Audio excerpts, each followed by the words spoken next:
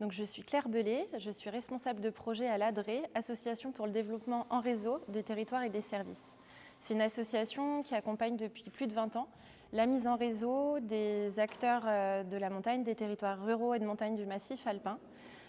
Pour une chose, le développement des services à la population, des services au public, pour bien vivre et travailler en montagne à l'année. Eh bien, le démarrage de la coopération européenne, pour nous, est intervenu en 2016. On s'est positionné sur un premier projet sur le programme Interreg Espace Alpin, sur un projet qui s'appelait INTESI, avec un consortium de 12 partenaires de tout l'espace alpin européen, qui visait à partager des expériences et accompagner des territoires pilotes sur des stratégies et politiques publiques de services à la population qui soient intégrées. Très concrètement, ça a permis d'accompagner 2 territoires alpins français sur des stratégies et politiques publiques locales de services. La Maurienne et puis dans les Alpes du Sud, c'était autour de Digne-les-Bains. Ça a été une première expérience très enrichissante et puis qui a abouti à la collaboration à travers d'un deuxième projet avec le même consortium de partenaires qui s'appelait Smart Village. Donc comment on accompagne une transition numérique réussie des territoires ruraux alpins.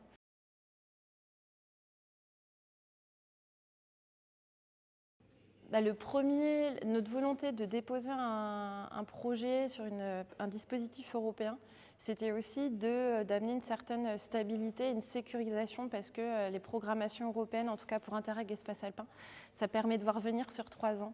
Et dans une ère où on est beaucoup autour de l'appel à projets, des projets one-shot, ça permet vraiment d'avoir du temps d'explorer avec des territoires des pistes, de les mettre en œuvre, de capitaliser aussi sur tout ce qu'on peut faire et de documenter toutes les ressources, toutes les méthodologies qu'on développe.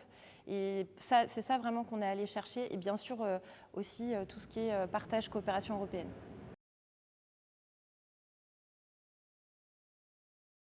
La coopération européenne, ça nous a amené plein de choses. Déjà, d'un point de vue interne, en termes de pratique de travail, de méthodologie, la coopération, elle a beaucoup de choses à nous apporter parce qu'on n'a pas tous les mêmes modes de faire, sans parler de s'améliorer sur la pratique des langues. Ouais. Deuxième chose, c'est que nous, on a vraiment à cœur d'accompagner la mise en place de solutions concrètes de services en termes de mobilité, de logement, de tiers-lieux en France. Et en fait, ça nous permet de savoir ce qui se passe dans d'autres territoires européens et d'importer des bonnes pratiques qui se passent. Donc en termes de veille, d'apport d'expérience, c'est juste super précieux parce que ça a vraiment pu permettre d'envisager autrement les projets pour les territoires qu'on accompagne. Et par un exemple très concret, dans le sens inverse, une initiative de mobilité du Royan-Vercors qui existe depuis quelques années, mais en fait, elle s'est exportée en Italie. Donc là, c'est vraiment du gagnant-gagnant aussi pour les territoires.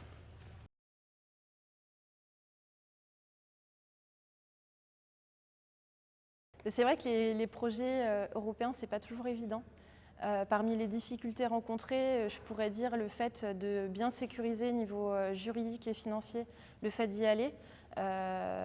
Aujourd'hui, on a la chance, par exemple, de pouvoir DAIser auprès de la banque toute l'avance de trésorerie que nécessite souvent la gestion financière de ces projets.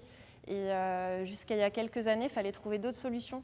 Donc voilà, mobiliser des financeurs comme France Active pour amener de la trésorerie dans l'attente de percevoir l'argent. Voilà, on l'a fait un petit peu, on a navigué à vue, mais on a appris en le faisant. Aujourd'hui, c'est beaucoup plus sécurisé. Je dirais la maîtrise des plateformes informatiques liées à la gestion des projets européens aux différents rendus, mais là encore, on a appris sur le tas. Donc c'est des difficultés qu'on a pu surmonter et maintenant, après 6 ans à avoir mené des projets européens, on s'en sort plutôt bien.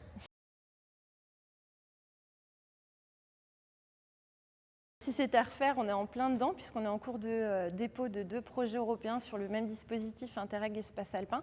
On est aussi en veille sur programmation Alcotra et d'autres typologies parce que maintenant on se sent confiant aussi pour aller vers d'autres dispositifs.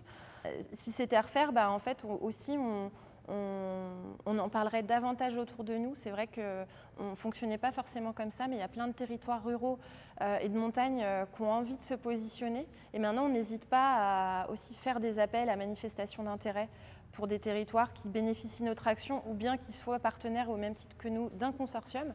Et ça, voilà, c'est à refaire, on le ferait plus volontiers parce que en fait, souvent, ça prend, on a des retours.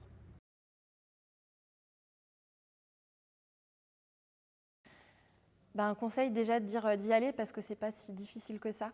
Le premier conseil, ce serait de se faire bien entourer. Il y a des structures comme Medcop dans les différentes régions qui peuvent informer sur tous les trucs et astuces pour déposer un projet et ensuite le gérer. Dire qu'il ne faut pas hésiter peut-être à venir investir un tout petit peu d'argent en termes de formation, le fait d'être outillé, d'avoir les bons outils de gestion de son projet européen en termes administratifs et financiers, pour ensuite être sécurisé au fait de gérer son projet une fois qu'il est déposé et accepté. Ça, c'est souvent des 500 €, 1000 € qu'on rechigne à dépenser. En fait, c'est une dépense super utile pour ensuite être sûr de ne pas avoir de mauvaises surprises dans les remontées de dépenses et avoir effectivement l'argent qu'on espère alors qu'on a fait un budget, qu'on a monté un budget pour aller au bout. Un deuxième conseil, c'est vrai qu'on n'avait pas connaissance non plus de tout l'écosystème d'acteurs et des partenaires européens, comment on en trouve, c'est pas forcément évident. Donc d'abord d'en parler aux animateurs régionaux des différents programmes, c'est souvent le cas. Donc d'appeler l'animateur en région, de faire part, voilà, j'ai un projet sur telle thématique, la formation, l'innovation sociale, l'entrepreneuriat, l'accompagnement des jeunes. Et ensuite, ces animateurs-là, ils peuvent déjà parler du projet aux différentes instances européennes et essayer d'identifier s'il y a des consortiums qui sont en cours de montage. Et il y a aussi 2 plateformes qui sont super utiles pour trouver des partenaires. Donc il y a Funding and Tenders et la plateforme keep.eu où on peut identifier toutes les structures, les collectivités qui ont déjà participé à des projets auparavant. Et ça peut permettre de faire un appel, voilà, on a tel souhait de projet, est-ce que vous souhaiteriez y travailler? Et ensuite d'engager des visios, maintenant la vie est bien faite et on peut se parler.